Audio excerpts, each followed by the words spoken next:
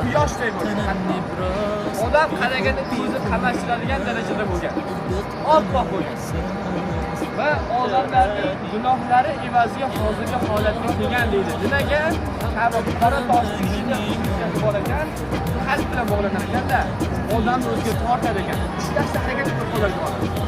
Shu yerga kelgan odamlarning qaysi birida qalbi to'lmasligini ushlaydigan. Hammada bor.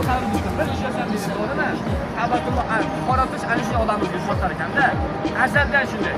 Shuning uchun hamma borib o'qirganiga hali qora tosh o'ziga keng gunohlar tortar ekan.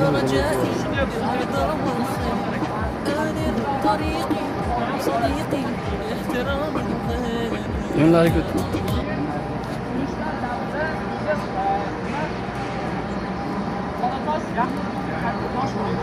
Maşallah, maşallah.